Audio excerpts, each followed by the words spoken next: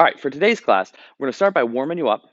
We're going to do horse stance punching. We're going to work on front leg kicks. We're going to try to get through a couple hand techniques, marching drills.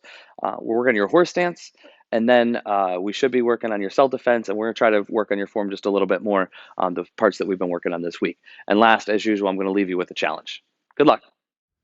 Next, I'd like you to stand in a horse stance. We're not going to work on the horse stance today, but basically you put your feet double shoulder width apart, bend your knees just like this, pull both your hands back like this. You're going to put one hand out. This is called a horse stance, and we're going to do punches. So all I want you to do is squeeze your fists, punch, switching back and forth with as much strength as you can. You can go as fast as you want, as long as they don't look too small. I want big, strong punches as fast as you can for 30 seconds. Ready? Bend your knees. Go.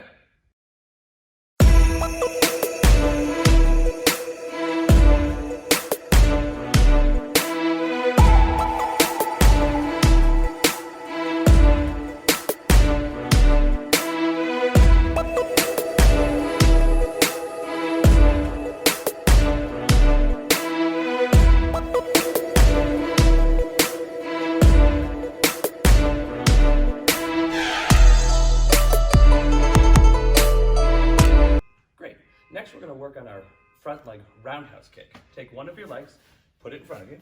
Once you know which foot is in front of you, look down, make sure the leg is closer to me. This time we're going to do a front leg roundhouse kick. The roundhouse kick is where I pick my knee up. My whole entire foot is sideways or parallel to the ground, and then I'm going to kick straight across. We want to make sure that our leg comes straight. It can go higher, it could be a little lower, depending on your flexibility, but I want to make sure that your leg is straight across before you kick. So put your hands up, bend your knees. Let's do a slow one. Pick your knee up. Once you pick your knee up, foot across, kick, and sit down. All right, that's good practice. Now let's do it together. Pick your leg up. 1. Again, 2. 3. 4. Make sure it comes straight across. Hands up. 5. Good. Let's switch your feet. Put the other foot in front. Before we move on, check to make sure your front leg is in front of you. Pick your knee up. Kick straight across. Good. Practice one time with me. Straight. Come back. Good. All right, now let's do it together. Ready? Wait for the count. 1, 2, 3, 4, 5. Good job. Great. And now we're going to work on the hook kick. This time, put one foot in front of you. Again, it doesn't matter which one at this point. Bend both your knees. Make sure you know which foot is still in front of you. This foot is going to pick up, and you're going to stick it out kind of like a side kick, but a little bit off to the side. Once it's there, we're going to hook our leg in and try to bring our foot straight across. All right, I want you to pick your knee up and your foot up high enough that it comes straight across the screen and come straight across. So you're going to pick your foot up, let's stick it out and hook straight across. So you put your foot up and we hook straight across. Let's do one time with me, really slow. Pick your foot up, hook, and down. Good. Now put your hands up. What we're going to do is I'm going to say go. Pick your foot up, hook straight, and go fast. Ready? 1. Put your hands up. 2. 3. Keep your hands up for protection. 4. It'll also help with your balance. 5. Good. Now let's switch your feet. Make sure we know which foot is in front. Your foot is going to come up. We're going to pull straight across and then set it, set it down. Pick it up, straight across, and set it down. All right, let's go fast. Ready? 1, 2, 3, 4. Get ready, last one, hand strong. 5. Nice job. Now we're going to work on spear hands, all right? The specific spear hand I want to work on is a supported spear hand, which means that one hand goes down and supports while the other hand spears forward, just like this. If you think of a spear is a long pole with a blade on the end that typically comes to a point, right? That's what a spear is, like a giant arrow without feathers. And so our hand is going to be that spear. We have our blade on the end that typically comes to a relatively sharp point. And when I push my arm out straight, I have the bar of the spear, right? So this is the this is the wooden pole, or the pole, and the spear head. And so when I put my hand here, this is to help support and make sure that my elbow stays straight. I can put pressure upward on the elbow to help hold it straight while my hand goes forward. right? It's also a way to guide to sight my technique or guide the technique. So if I have my hand here, I know where I'm aiming. I know where my hand can go. If I decide to put it a little lower, my knife hand might go, or my spear hand might go a little lower. And same thing for different heights and angles, right? So this is a guide and it supports, right? So what we want to do is we want to use that support hand, right? Usually with our back hand. So let's step forward with your left foot. We're going to use our left hand. Put your hand straight out. Put this hand right under your elbow. So the top part of your hand goes right where your elbow is. Now pull your hand back and then push forward. So pull it back. It's almost like a chamber back, and then shoot forward hard. Good, let's do it 3 times together. Ready, 1. Good, pull it back, bend your knee. 2. 1 more time. 3. Good, let's go back to a neutral position. Let's switch hands. Put the other hand down. This hand can pull back. All right, now I want you to step forward with your right side. I want your right hand to go forward. So make sure you have the correct foot out. Make sure it's the same hand. Bring your hand back in a chamber, then push. All right, let's do it together. Pull it back, ready, 1. Pull it back, 2. Pull it back, 3. Perfect, and go back to ready position. Now we're gonna try something super complicated, all right? Let's put one hand down, step forward with your left side, spear with your left hand. Now put your left hand down, pull your right hand back, step with the right, and spear. So when I say go, I want you to step forward and go. Ready, go. Good. One more time if you have room. Ready, go. Good. When we do the spear hand, making sure you need to make sure your fingers are straight, your thumb is pulled in, and everything is in a straight line. A single bend will make everything else move out of the way. So we need everything when we spear to be exactly straight. It has to be super tight, all your bones lined up, so we have one solid spearing motion. Thank you for practicing. All right, next we're going to work on back fist. Back fist is called cap 1. All right, let's start from a fighting stance for this one. I think we'll be able to demonstrate this one better. So make sure one foot goes halfway out, the other step goes full step out, bend both your knees, lean back, good fighting stance, hands up. Now, the hand that is closest to me, you're going to hit with the back of your fist. So we have a fist. You're not going to hit with the whole flat part. You're going to hit with the 2 knuckles, right? What we would normally call our punching knuckles. Punching knuckles is the pointer finger and the middle finger when it goes straight forward. When I hit with the back of it, I still hit with those same 2 techniques, those same 2 knuckles when I do that technique. So bring your hand to your shoulder, bend both your knees, and now snap your hand straight out. Your thumb should be facing upward, not actually sticking up, all right? But we make a fist, bring it to your shoulder, straight forward, pull back. So you swing your arm to go straight. Don't go past everything. Pull it back, bend your knees, ready, straight 1. Good, pull it back, straight towards me. 2, aim right at me, pull it back. 3, good, 2 more. 4, last one. 5, good. Now let's switch your feet. Let's put the other foot in front. Remember, half step, full step, bend your knees, lean back, hands here. Pull your hands straight across. Remember to hit with the pointer finger and the middle finger's knuckle. Make an X and pull across. Pull it back to your shoulder and straight. 1. Pull it back. 2. Pull it back. 3. Pull it back. 4. Last one. 5. Good. All right, now we're going to work on the horse stance. All right, the horse stance, you're going to start with your feet about double shoulder width apart, right, which is twice the width of what your shoulders are. All right, you're going to keep both of your feet forward. You're going to bend both of your knees, kind of like you're sitting on something, and chamber your hands back. All right, what's really important during this is that it's really easy to get a little more comfortable by leaning forward. Right, when you're leaning forward, you're looking down. It's not a really good position for you. So you want your back to be straight. You want your chin to be up, and you want to be looking straight forward. In fact, kind of look at something a little bit above the screen where you're looking at right now. So both your hands are chambered, and you're going to bend your knees and go straight down. As soon as you feel like your head wants to start leaning forward and you start looking down, it's hard to keep your head up, you can just stop right there, right? That's a good position for right now. Your knees are going to be bent, and then you're going to push straight down, back up straight, just like this, all right? Important key features to note are that your toes should not start to tip out to the side. If you see them start to tip out to the side, put them back straight forward, right? Really focus on being able to bend your knees, push your knees outward without putting your toes outward. It's a really uncomfortable position sometimes for your ankles, maybe your feet or your legs or your knees, right? But we want to make sure that our feet stay as close to forward as we can while bending our knees like we're sitting, all right? So we can stand back up, keep your feet right where they are, pull your hands back, bend down, good.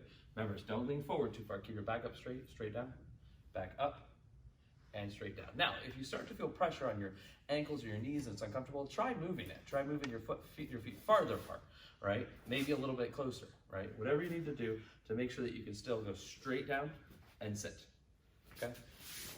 Work on that. Now we're gonna work on number 6, self-defense. Self-defense technique is where the person grabs onto you. All right, so for the grab for number 6, is if the person is actually behind you, using the right hand to grab onto your belt, right? If somebody grabs onto your belt and is trying to pull you backwards or stop you from moving or going away.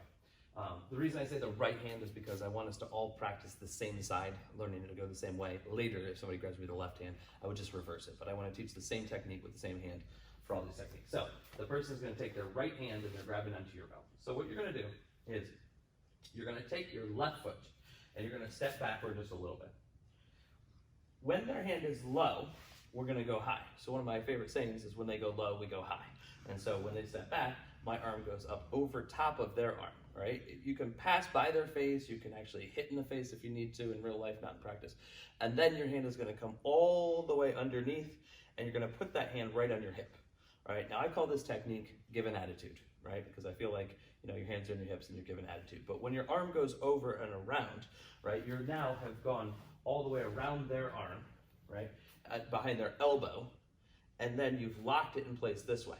Now from here, all you're going to do is move your hip this direction, just a little bit, right? It's not very far, but what we want to do is we want to be able to push the person over, right? This isn't to break their arm. This isn't actually going to hurt them very much. It's just going to make them either move into a position that's better for you or make their hand release off of whatever they're grabbing, right? Either way, we've accomplished our goal, which was to get them to let go of us, all right? So if the person is behind you, you're going to put your left hand up, step back with the left side. Your hand is going to go all the way around their arm, come underneath and put it on your hip. You could put your thumb this way, but it's dangerous for your thumb, so I just do it this way. I just make sure my hand stays solid on my hip, and I twist just like this. All right, you don't have to put both your hands on the hips to give attitude, just one, and twist really quick one time. The faster you move, the more likely you'll be able to dislodge their arm, right? But again, when you do this, it is possible to lock the person's elbow up and to hold them in place and do an arm bar to take them down, but we're not actually working on that. We just want them to we push on their elbow, they release, or their hand slides off, or it moves them into a position that's easier for us to grab onto them, where we can actually engage them by facing them instead of them being behind us. So last time, let's practice. Put your left hand up, left foot backward, pass your arm over their arm, right? So when they grab low, our arm is going to go high. Then from here we go underneath, give them the attitude, and then twist real quick one time without moving your feet. Good luck. Now we're going to do number 7, self-defense techniques. Number 7 is that the person grabs on the back of your collar. All right, we had worked number 6 before, which was grabbing low. And remember the phrase I said, all right? When they grab low, when they go low, we go high. On this one, they're going to grab high, right? They're going up high. We're going to use the same arm, the same step, but when they go high, we go low, which is a little bit of a different statement. But let's turn sideways so that you can see. All right, so if somebody grabs you by your collar and their hand is up high, you're going to take your hand and you're going to go low under it. All right, so you take your left hand and you're going to take your left foot step backward, take your left hand, go under their arm, then it's going to circle up and it's going to rest on top of their arm. So their arm is now on your neck, between your arm, right, and their body. We have our arm over top. From here, take your own hand, pull it down. The important part is that you don't bend over with it. A lot of people, when they pull down, they'll bend over to pull it down. You're going to leave your head and shoulders up, and you're just going to pull your own hand down. Once that happens, you can take your right leg and knee strike the person. All right, so remember, they're behind you. Their hand is here. It's connected to their arm, which is connected to their body. When I step backward and I go behind their elbow and start to pull and push this way, their body is going to start to travel around my body here.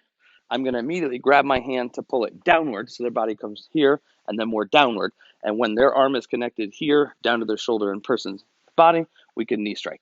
All right, so one more time. The person's behind you. You're going to take your left leg. You're going to step backward. When they go high, we go low. Then it goes all the way over top of them. And then from here, we bring them down to our level and then knee strike them with the right. All right, remember their body goes from behind you to more over to the side. All right, so one last time. Step backward, go low, then it goes up and over. Keep your head and shoulders up as you pull them down, then use your right leg and knee strike. All right, and that's number 7, self-defense technique. All right, now we're going to work on the form. We're only going to work on the 2 parts that we've already learned this week. I was going to try to get more of the forms in, but I don't want to cram it. If you need to go back and review exactly how to do the form, I taught the forms move by move earlier in the week. On Monday was part 1 and Tuesday was part 2. I'm not ready yet to move farther into the form. We're going to save that for next week and give you guys something to look forward to and make sure that you know the part that you already learned. So if you need to go back and learn the form, you should do that in the other videos. Look at Monday's video and Tuesday's video for those. But if you just want to review the forms, if you're at a point where you know the first 2 and you could just follow along, I'm going to do those forms right now. I'll still give a little bit of extra helpful advice the first time through, and then we'll do it like once or twice together, and hopefully that'll work out for you. So put your feet together, hands by your side. All right, get ready. All right, so we're working on Seikyang Sambu in the beginner's class. So I'm going to stand sideways so you can follow along next to me. So put your feet together, put your hands by your side. Let's turn sideways so you can see me, see next to me. All right, so you get your feet together, hands by your side. Let's start off. Step out with your left foot. Put your hands up, do a ready position. Chubi, good. All right, so let's work on the parts of the form that we've already worked on. We've got through 16 moves. All right, so turn to the left, do an inside-outside block, making sure that you're kind of leaned back in a good fighting stance. Both knees should be bent, and your weight should be backward. Now you're going to step forward, and you're going to punch in a front stance. It's a center punch, which means that your hand should be even with the center of your chest. Your right hand is the one punching. Your right foot is the hand the leg that's out. So you're going to open up that hand, drop down, touch that leg. This is your right leg. This is the leg I want you to step around with and do an inside-outside block over here. So now you're in a fighting stance. Make sure both knees are bent. You're leaning backward a little bit. Your backhand is chambered. All right, inside-outside block. Then step forward. We're going to move into a front stance where I lean forward and punch. All right, I want to do a center punch, so I want my hand about even with my chest. If you notice, my front leg is bent, my back leg is straight. I'm pushing forward in the front stance. So now I'm going to turn and make a fighting stance right here. I move my left foot, and now I'm facing that direction, facing the way we started. Take your back leg, roundhouse kick 1, other side, roundhouse kick 2, and 1 more, 3. All right, from here, the second part of the form that we worked on Tuesday, you're going to turn around into a fighting stance, inside outside block. Then you're going to step forward and do a punch with the right side. All right, remember, it's even with your chest, you're leaning forward, your knees bent, the back leg is straight. The right leg is going to go towards where we started, but then keep going all the way to the wall. All right, we lean back into a fighting stance, make an X, and do an inside-outside block, which we're in a fighting stance. Hand is up. Now you're going to step forward into a front stance and punch to the center of the chest. You're going to look over the shoulder that's right there. You're going to go back the way we came with your left foot, make a fighting stance. Then roundhouse kick 1, other side 2, 1 more side, time 3. Good. And that should be the right side that is out. Your hands are up in a fighting stance. There's only 4 more moves of the form left, and most of you who have done Pyongan Chodan know how we're going to turn around. If you've done any of the other world forms, you probably know how to finish it, but I don't want to go over that yet. We're going to save that for next week. All right, so put your feet together, hands by your side. We're going to practice the form 2 more times. The next time will be just a little bit faster, and the last time will be a normal speed that you can follow along with. All right, so let's do a ready position. Turn, fighting stance, block. Next step forward punch and a front stance. Turn around in a fighting stance block. Step forward punch and a front stance. Look over your shoulder, fighting stance with the left. Right leg round, Tia. Right leg round, Tua. Right leg Asa. Left foot goes backward, block, fighting stance. Step forward punch and a front stance. Turn, right foot, right hand, fighting stance block. Step forward punch. Look over your shoulder, make a fighting stance with the left, back the way we came. Round kick 1, Tia. Round kick 2, Tua. Right leg Asa. Land your fighting stance, and that's the end. That's the end of what we're doing today. All right, so let's go back to ready position.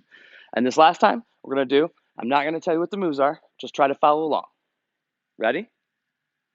1, 2, 3, 4, 5, 6, 7, 8, 9, 10, 11, 12, 13, 14, 15, 16. Good. And go back to ready position. All right. Come back to attention. Great job. All right. I know that, like I said, that you've done that for me before.